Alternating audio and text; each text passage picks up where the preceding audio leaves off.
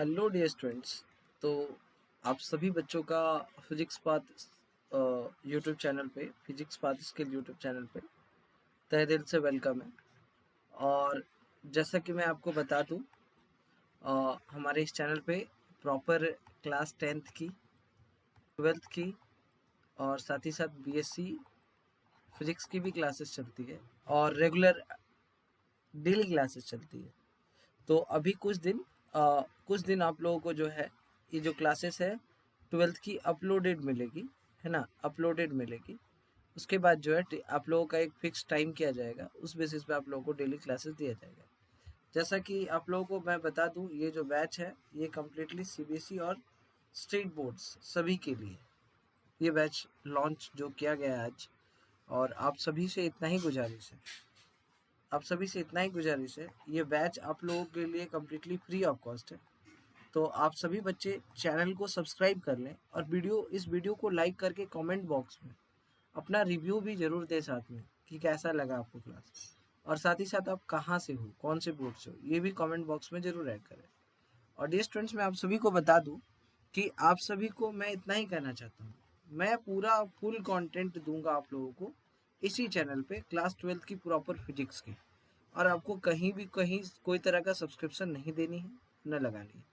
जैसा कि मैं बता दूं, मैं हूं सनी तिवारी। मेरा qualification as a pursuing master with physics honours, ठीक है। और चलिए आगे बढ़ते हैं। तो ये जो हमारा बैच है, इस बैच का नाम क्या है? योद्धा 1.0 बैच। योद्धा 1.0 बैच। और मेरा एक्सपीरियंस जहाँ तक देखा जाए तो लगभग 4 साल का मेरा पर्सनल एक्सपीरियंस है। और डियर स्टूडेंट्स, अगर आपको क्लास के रिगार्डिंग कोई भी तरह का क्वेरी है तो आप हमें इस नंबर पे मैसेज कर सकते हो 6411। या फिर हमने अपना इंस्टाग्राम का लिंक दिया हुआ है डिस्क्रिप्शन पे, आप वहाँ से जाके हमें इंस्टाग्राम पे फॉलो कर सकते हो। तो डियर स्टूडेंट्स, मेरा इतना ही कहना है कि आप सभी कोशिश करें कि डेली जो है अपना क्लास को मतलब कि कोशिश करें डेली अपना जो क्लास है उसको क्लास को अपना ऑन टाइम करने का, ठीक है, ऑन टाइम करने का, ठीक है। चलो ठीक है, तो अब आगे बढ़ा जाए। तो डियर स्टूडेंट्स, जैसा कि 12th के फिजिक्स में आप लोगों को पूरी हम जो है सीबीएसई और स्टेट दोनों के सिलेबस को लेके कवर करेंगे।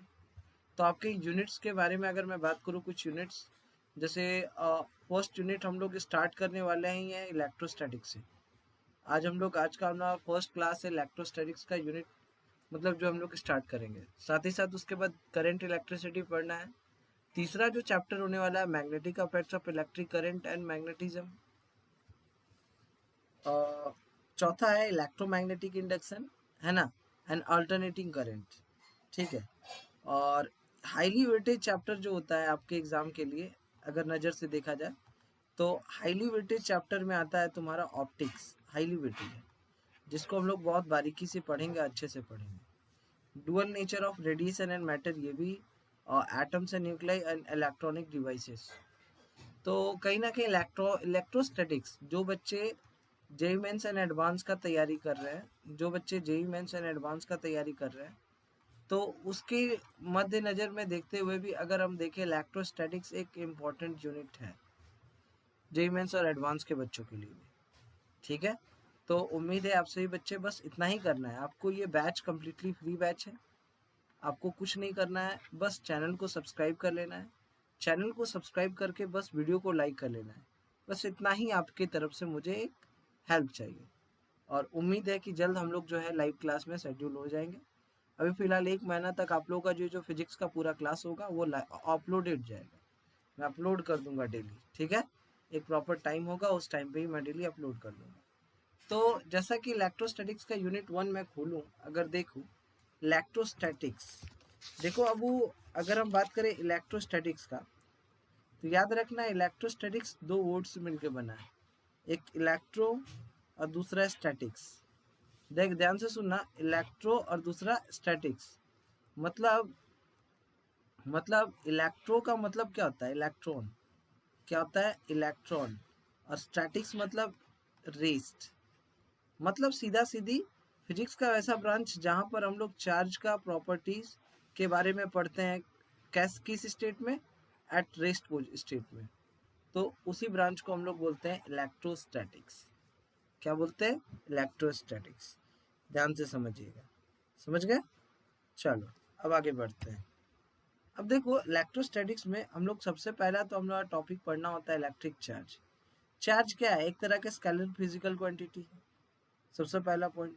अगर हम बात करें चार्ज क्या है, कोई पूछे चार्ज क्या है, तो ये किसी भी बॉडी का एक प्रॉपर्टी होता है जिसके कारण से ये जो है कहीं ना कहीं अगर किसी फील्ड में रखा हुआ है तो इसके कारण से इस फील्ड में कहीं ना कहीं एक तरफ से इलेक्ट्रिकल और दूसरा हम कह सकते हैं कि मैग्नेटिक इफेक्ट देखने को मिलेगा। या फिर यहाँ पर कोई चार्ज ऑलरेडी रखा हुआ है तो अगर तुम किसी दूसरे चार्ज को लेके जा रहे हो तो इस चार्ज के मदद से तुम इसके द्वारा जो इलेक्ट्रिकल और मैग्नेटिक इफेक्ट जो प्रोड्यूस हो रही है उसको हम लोग इसके मदद से मेजर भी कर पाएंगे, पता भी लगा पाएंगे, डिटेक्ट भी कर पाएंगे। एक चार्ज के कारण से किसी भी फील्ड में इलेक्ट्रिक और मैग्नेटिक फील्ड का क्रिएशन भी होता है और किसी एक चार्ज के मदद से हम लोग जो है डिटेक्शन भी कर सकते हैं किसी भी फील्ड में जाके कि क्या इस चार्ज का जो इलेक्ट्रिकल और मैग्नेटिक फील्ड है मतलब कितने दूर डिस्टेंस तक है, क्या है। ठीक है, हम लोग एक्सपीरियंस भी कर सकते हैं एक चार्ज के मदद से। दूसरा चीज, अब तीसरा चीज इसका ऐसा यूनिट का बात करें तो कूलम। और एक और चीज स्टूडेंट्स, आप लोगों को ये जो नोट्स है, नोट्स जो है आप लोगों को कम्प्लीटली फ्री मिलेगी, फ्री मिलेगी। बस एक काम करना है, चैनल को सब्सक्राइब कर लेना है और कमेंट बॉक्स में अपना नाम, देखो बच्चे वैसे ही बच्चे को नोट्स मिलेगा और ये फ्री ऑफ कॉस्ट। जिन भी बच्चे का कमेंट बॉक्स में अपना नाम विथ नंबर डाल दीजिए, आपके व्हाट्सएप में 24 आवर के अंदर अगर नहीं गया नोट्स फिर आप हमसे बोलिएगा।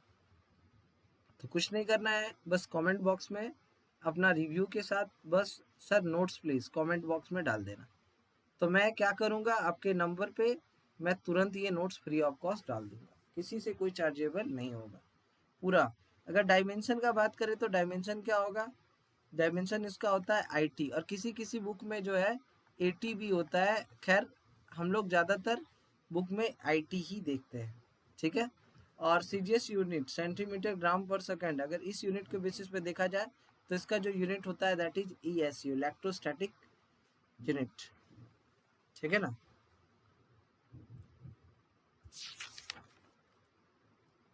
ठीक है, चलो अब आगे बढ़ा जाए, आगे बढ़ा जाए, आगे बढ़ते हैं ना। चलो ठीक है डियर स्टूडेंट्स, अगर हम बात करें ध्यान से सुनना। सबसे पहला पॉइंट इसका तो ऐसा यूनिट कूलम होता है, कैपिटल सी से रिप्रेजेंट करते हैं। और याद रखना एक कूलम जो होता है, एक कूलम जो होता है वो 3×10⁻⁹ ESU के बराबर होता है। एक ये इम्पोर्टेंट पॉइंट है, इसको आप लोग नोट डाउन कर लेना, ठीक है, समझ गए ना। चलो क्लियर है, तो बस कुछ नहीं करना है, कमेंट बॉक्स में अपना नाम बस इतना लिखना है सर नोट्स प्लीज, और भी तो उसमें कमेंट बॉक्स में अपना नंबर डाल देना। आपको 24 आवर के अंदर आपके व्हाट्सएप में नोट्स मिल जाएगा, ठीक है। और जो बच्चे हमारे व्हाट्सएप ग्रुप में या टेलीग्राम ग्रुप में जुड़ना चाहते हैं उसका लिंक हमने डिस्क्रिप्शन में दे रखा है, आप जाके वहाँ से जुड़ सकते हैं। व्हाट्सएप ग्रुप भी है, अगर किन्हीं को प्राइवेसी इशू है, अगर लग रहा है कि नहीं ये सही तो आप टेलीग्राम ग्रुप, दोनों ऑप्शन रखा गया है, ठीक है। बट नोट्स के लिए आप हमें पर्सनली कमेंट बॉक्स में अपना नंबर डाल दें और सर नोट्स प्लीज लिख दें। अगर हम बात करें यहाँ पे प्रॉपर्टीज ऑफ चार्ज पे, तो चार्ज दो तरह का होता है, एक पॉजिटिव चार्ज और एक नेगेटिव चार्ज। ध्यान से सुनना, पॉजिटिव चार्ज और नेगेटिव चार्ज, चलो एक एक करके अच्छे से थोड़ा डीप में पढ़ते हैं। पॉजिटिव चार्ज, पॉजिटिव पॉजिटिव और एक नेगेटिव चार्ज। ध्यान से सुनना, पॉजिटिव चार्ज किसको बोलते हैं? प्रोटॉन। अरे अल्फा पार्टिकल पढ़े हो ना, अभी हम लोग बात करेंगे। प्रोटॉन, प्रोटॉन मतलब दैट इज चार्ज कितना, +1.6 × 10⁻⁻19 कूलम होता है। और अल्फा पार्टिकल के बारे में जानते हो ना, अल्फा पार्टिकल, अल्फा पार्टिकल किसको बोलते हैं? अल्फा पार्टिकल हीलियम के न्यूक्लियस, हीलियम के न्यूक्लियस को याद रखना, हीलियम के न्यूक्लियस को, मतलब नोट याद रखना, कि हीलियम के न्यूक्लियस क्या लिखते हैं He+2, और इस पे चार्ज कितना होता है, इस पे चार्ज होता है तकरीबन 2 × 1.6 × 10⁻⁻19 कूलम। दैट मीन्स हीलियम के न्यूक्लियस पे चार्ज कितना, दैट मीन्स होता है 3.2 × 10⁻⁻19 कूलम। और अल्फा पार्टिकल क्या, बस हीलियम के न्यूक्लियस को हम लोग अल्फा पार्टिकल कह सकते हैं। ठीक है। अब अगर हम बात करें यहाँ पर अगर हम बात करें नेगेटिव चार्ज का, तो नेगेटिव चार्ज पे कितना चार्ज, वही -1.6 × 10⁻⁻19 कूलम होता है। सॉरी, इसको थोड़ा छोटा लिखना चाहिए, -19 कूलम। और साथ ही साथ मास का बात करें तो मास जो होता है, मास होता है 9.1 × 10⁻31 kg, ये मास होता है। अब एक चीज और, यहाँ पे दो चीज का हम डिस्कशन करेंगे,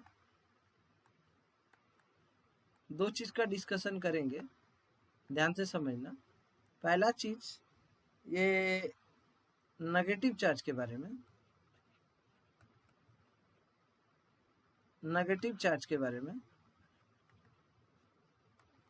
ब्लैक बैकग्राउंड यूज करना ठीक रहेगा। पहला चीज हम नेगेटिव चार्ज के बारे में बात करेंगे।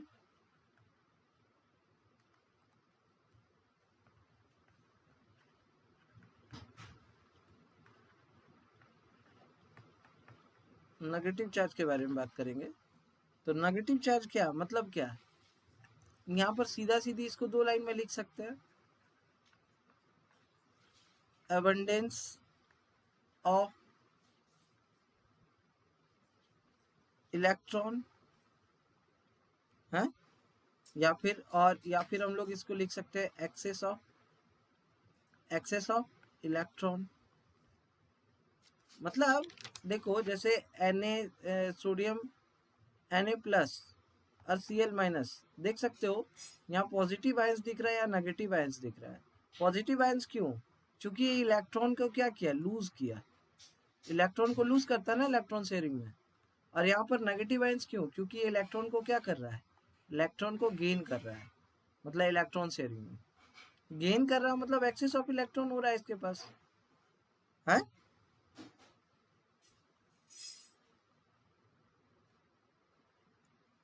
ठीक है।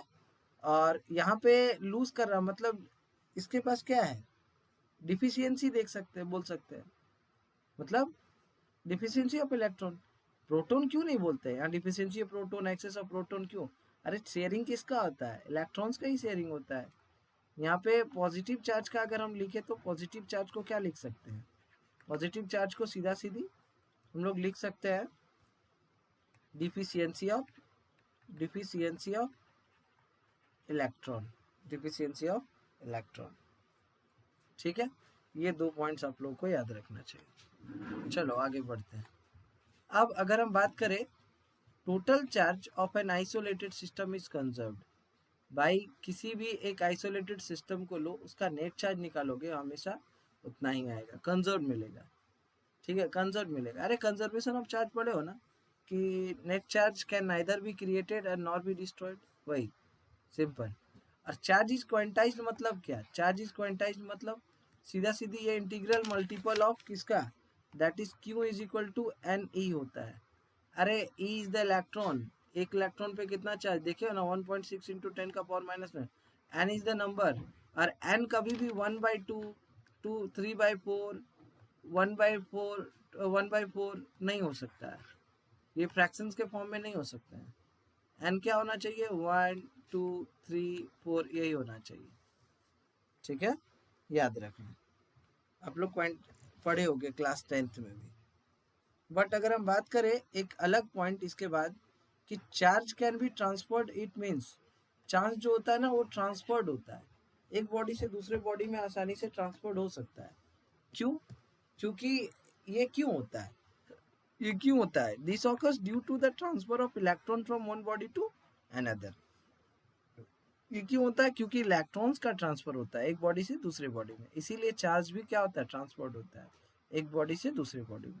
एग्जाम्पल के तौर पे देखा जाए charging by friction, charging by friction, जैसे कॉम को देख लो ना, कॉम को, बहुत तरह के एग्जांपल्स है। फिर उसके बाद बात करें like point charges always repel each other. भाई पॉजिटिव चार्ज लाओ, आप लोग पढ़े ही हो, हमेशा एक दूसरे से क्या करेगा, ये दूर जाना चाहेगा, हमेशा रिपेल करेगा। और अनलाइक चार्जेस जैसे पॉजिटिव और नेगेटिव लाओ, ये हमेशा एक दूसरे से अट्रैक्ट करेगा। एक इम्पोर्टेंट पॉइंट यहाँ पर ध्यान से कि charge can not exist without mass. Charge जो है बिना मास का एग्जिस्ट कर ही नहीं सकता, बट मास जो है चार्ज के बिना एग्जिस्ट कर सकता है। ये इम्पोर्टेंट पॉइंट, अब आगे देखिए अगर की पॉइंट्स, यहाँ पे एक की पॉइंट जो आपको ध्यान में रखना चाहिए, ये सब पढ़ना चाहिए, क्या कि charge moving with variable velocity, वो चार्ज जो वेरिएबल वेलोसिटी के साथ मूव करता है, वो सिर्फ वो जो है वो, अगर कोई चार्ज वेरिएबल वेलोसिटी के साथ, मतलब वेलोसिटी में हमेशा बदलाव आ रहा है, कोई चार्ज मूव कर रहा है और उसके वेलोसिटीज में हमेशा चेंजेस आ रही है, तो हमेशा याद रखना वो चार्ज इलेक्ट्रोमैग्नेटिक रेडिएशन को इमिट करता है, वो चार्ज इलेक्ट्रोमैग्नेटिक रेडिएशन को इमिट करता है। और charges at rest can create electric effects, वैसे चार्ज जो रेस्ट में होते हैं वो जो है इलेक्ट्रिक इफेक्ट्स को क्रिएट कर सकते हैं, और ये इलेक्ट्रिक फोर्स को ही एक्सपीरियंस कर सकते हैं। मतलब कहने का मतलब जो चार्ज रेस्ट पे है वो कभी भी याद रखना मैग्नेटिक इफेक्ट्स को क्रिएट नहीं कर सकता है।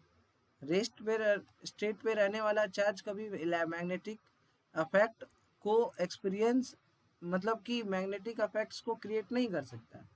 रेस्ट स्टेट पे रहने वाला चार्ज सिर्फ इलेक्ट्रिक इफेक्ट्स को क्रिएट करेगा और इलेक्ट्रिक फोर्स को एक्सपीरियंस कर सकता है सिर्फ। बट जो चार्ज मूव करता है कांस्टेंट वेलोसिटी के साथ, वो जो है इलेक्ट्रिक और साथ साथ मैग्नेटिक इफेक्ट्स दोनों को क्रिएट कर सकता है, और साथ ही साथ ये जो है इलेक्ट्रिक और मैग्नेटिक फोर्सेस दोनों को एक्सपीरियंस कर सकता है। कंक्लूजन यही मिला, चार्ज रेस्ट पे है तो सिर्फ इलेक्ट्रिक इफेक्ट्स और इलेक्ट्रिक फोर्स को एक्सपीरियंस कर पाएगा, देख पाएगा और क्रिएट कर पाएगा। बट अगर कांस्टेंट वेलोसिटी के साथ है तो electric as well as magnetic दोनों इफेक्ट्स को क्रिएट कर सकता है, साथ ही साथ दोनों फोर्सेस को एक्सपीरियंस कर सकता है। ठीक है, तो ये था हमारा आज का क्लास, आज का हमारा फर्स्ट इंट्रोडक्शन पार्ट। अगर आपको क्लास रिलेटेड कोई तरह का क्वेरी है, आप हमारे इंस्टाग्राम पे दिया हुआ लिंक है, आप उस पर हमसे कांटेक्ट करके हमसे बात कर सकते हैं। और अगर किन्हीं को नोट्स चाहिए, बाबू नोट्स आपको कम्प्लीटली फ्री नोट्स है, बस कुछ नहीं करना है, कमेंट बॉक्स में जाइए, कमेंट बॉक्स में अपना नंबर ड्रॉप कीजिए और सर नोट्स प्लीज़ बस इतना लिख दीजिए, आपके नंबर पे 24 आवर के अंदर नोट्स अवेलेबल करा दिया जाएगा। तो आज के इस क्लास में हमसे जुड़ने के लिए आप सभी बच्चों का बहुत बहुत धन्यवाद। चलिए, उम्मीद है चैनल को आप सभी बच्चे सब्सक्राइब कर ले, चैट बॉक्स वीडियो को लाइक कर ले, और कोशिश करें डेली जो है ये क्लास जैसे वीडियो अपलोड होती है आप इसको कर लिया करें। जल्द ही हम लोग लाइव क्लास में शेड्यूल हो जाएंगे। Thank you everyone.